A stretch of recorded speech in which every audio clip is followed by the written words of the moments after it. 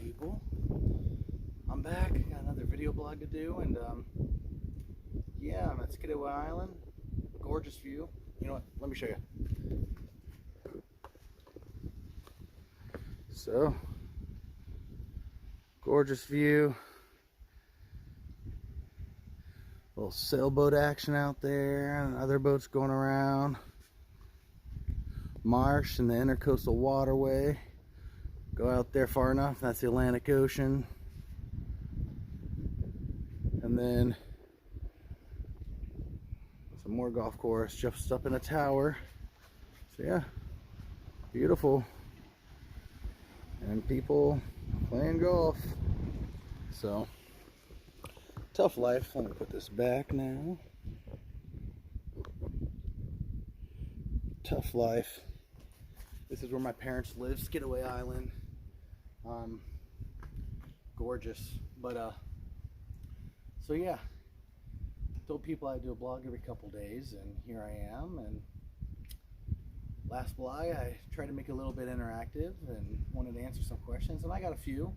Hopefully comment, and I'm gonna do this every blog.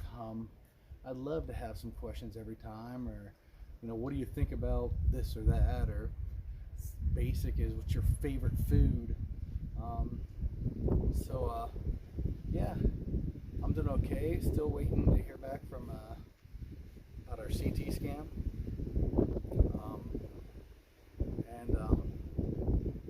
Yeah, kind of bored. The retired life, so-called, that I'm living right now, not for me. Like playing golf and tennis and stuff like that, but a lot of time on my hands where I feel like I'm just not doing anything. I was talking to a lot of my kids last night on chat. My history kids that were freaking out about a history test that they're taking today. I prayed for you this morning, guys. Hope you did well. But and I was telling them, yeah, I don't know. I don't have a purpose right now. I need to be doing something. I need to be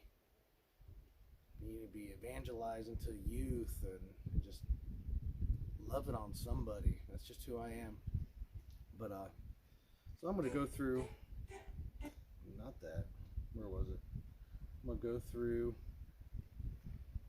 some of these questions. Some are serious, some are goofy. This first one's a pretty good one. Crystal, you'll get a shout out if you leave questions, by the way. So the question is, what's the best advice that you can give to a Christian young adult?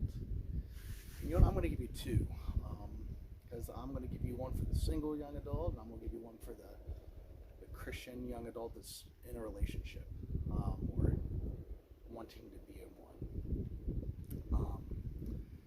And I guess my first one is for the single would be careful who you hang around. And I learned over the years that what I'm saying is, don't hang around people who aren't Christians. Because you can definitely do that, and it's a great way to witness and spread the gospel. But if you hang around people who have a negative influence at all, even when I was in high school and college, sometimes I kind of just blew it off and was like, that's okay. I'm still a Christian. But over time, it'll start chipping away at your faith, and they'll hold you back. And the fruit that you could produce, the harvest just isn't as bountiful as it could be when you're with people who are lifting you up and encouraging you in your faith. And so that would probably be my first piece of advice. So like I said, don't take that to mean that you can't hang around people who aren't Christians, but just be careful. As a young Christian, that especially when you go off to college, if you don't go to a Christian school, Um, it's easy to put your faith on the back burner because you don't see others um, actively pursuing God. And so that's my first piece of advice. Um, the one for a couple, a lot of my kids that I've taught in Bible class probably will remember this or know this, is a relationship with somebody is like a triangle, an equilateral triangle. So there's my triangle, and on the bottom you have a guy and a girl, a Christian couple. And it's not you grow closer together first. What you do is at the top is where you have God, where you have Jesus. As you grow closer to God, you're getting closer together. That's how a relationship should be built. And as you guys grow together as a couple, it shouldn't be you just grow closer together and you're still the same distance from God. You need to grow closer to God and have that your focal point up at the top. And if that's your focal point, inevitably, as you grow closer to God and you dive deeper spiritually, you'll get closer together. You'll grow closer together in that relationship. I mean, there's a lot more tips I could give about relationships, but that's one that always stuck with me. I got a cough, sorry. I don't remember. That might be a Joe Valentino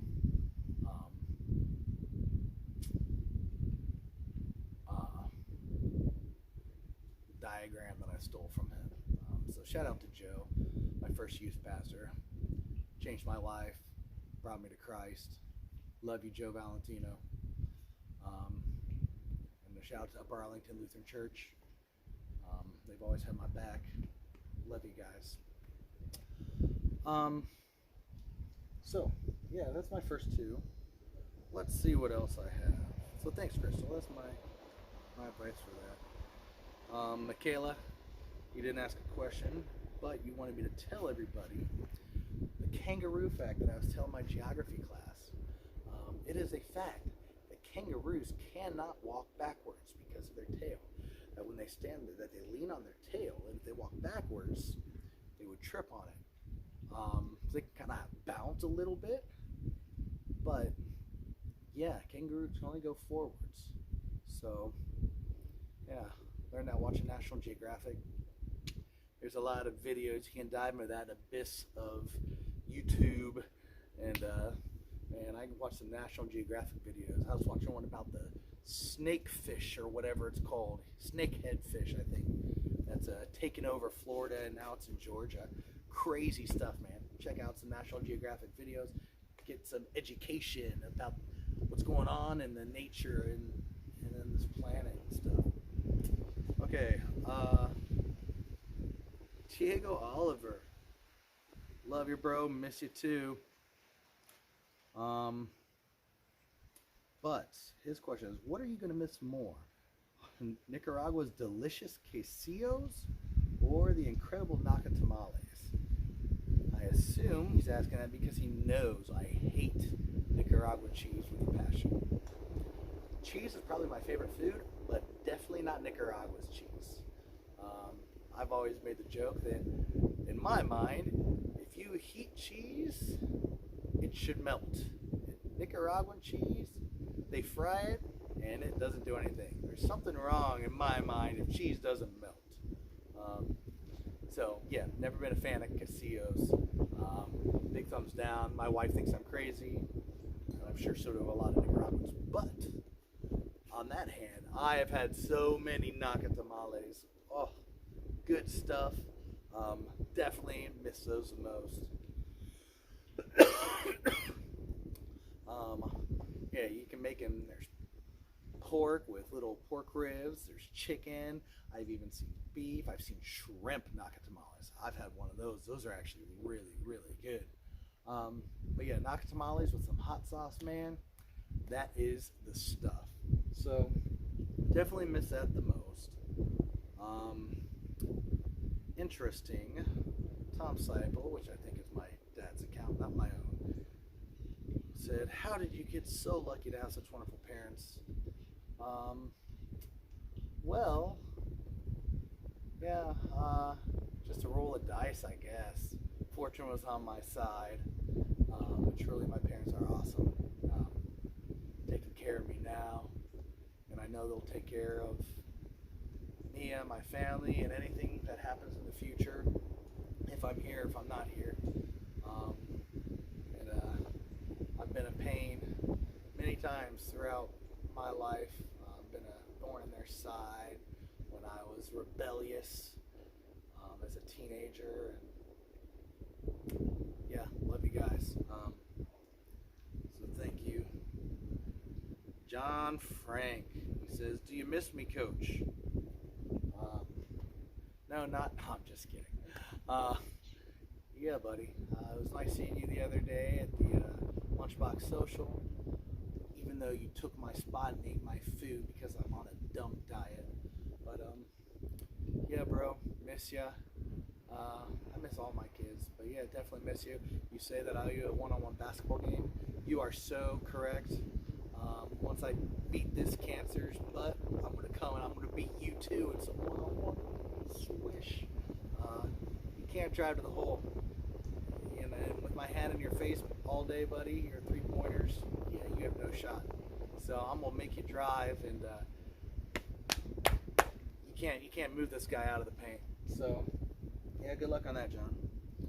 Sean Solano says, number one, please wear your favorite shirt for the next video. Well, unfortunately, I wore my favorite shirt 2 days ago. It was a Cleveland Browns shirt, but I'm wearing my next favorite.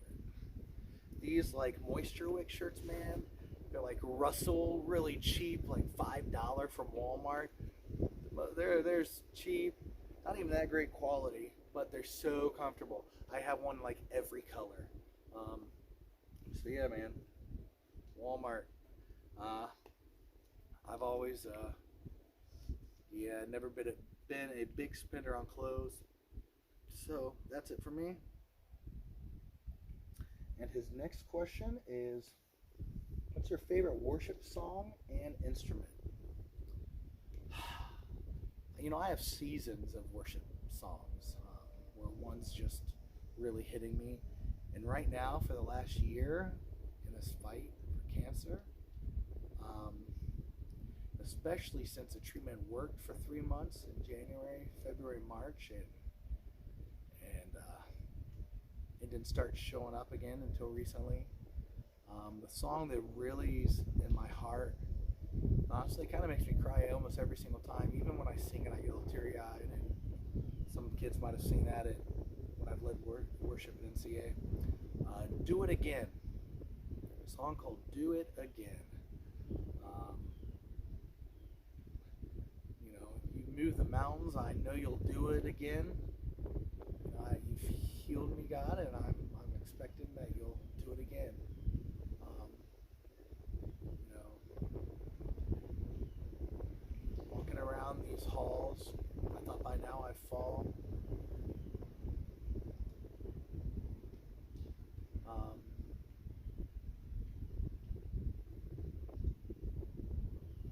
Where's it around these walls? I think it's halls. Walking around these halls.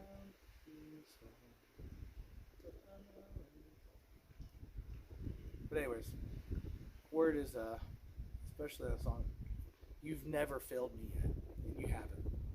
Lord hasn't. Um, so yeah, and he's got my back, and he'll do it again and again and again. So that's my favorite song. Here's the other part of that question was, what's your favorite instrument? I like playing bass. I can play bass and piano a little bit. But if you're just saying in general, I'm one of the new contemporary style where I want to have drums in my worship. I think the crescendo and the tempo with drums and making that grow in a song is just so powerful. Um, just drums, or I mean, especially some kind of beat. I can tell you what my least favorite is, djembe. Sorry, JJ. Um, but just, I mean, at least cajon. But I love my drums. Um, for some reason, you can take the softest song, beautiful name. It'll always stick out to me. And I just remember the contrast and the dynamics that Naeem Miranda, man, shout out to you, buddy, that he would put on that song. It's such this sweet song, and it would just start off so quiet and slow. And by the end of that song, after that bridge, I mean, his hands were bleeding hitting that cajon, or just the dynamics he put when he was playing drums on it. Uh, yeah, drums by far my favorite instrument. Um, so yeah, thanks for the question, Sean. Let's see, what else do I have? William Buddy Lamola. His question is, what is one thing that you'll miss about the worship team, about Amplify? you know, I was talking to another teacher, actually a couple teachers about this, and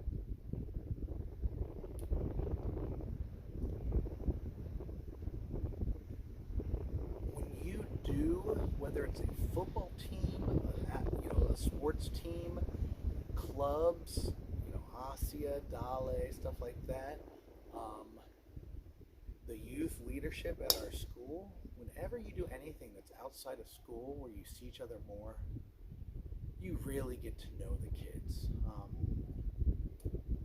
And if kids aren't involved outside of school, it's tough because they could feel like oh, this coach has his favorite, these are favorites, or this or that, and it's tough for them to understand. No, it's not that. It's that these kids invest and spend more time around some of us because we're involved with stuff outside of school.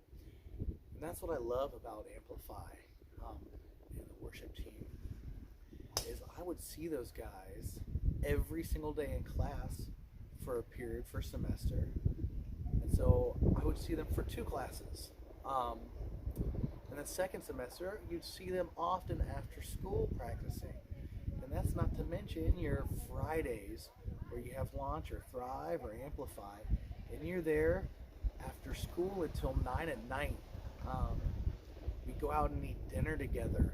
We have worship parties at my house, and Christmas parties and stuff like that. And so it really becomes a family. And so, it's not a favoritism thing. It's just know them better because you just spend so much time with them. And yeah, my worship team plays with my daughter, knows my wife, where it's just really a special group. And I think most, Mr. House would probably say the same, and Launch and Thrive adult leaders would tell you the same, that the student leaders, just you get so close to them. My worship team, they come in crying to me about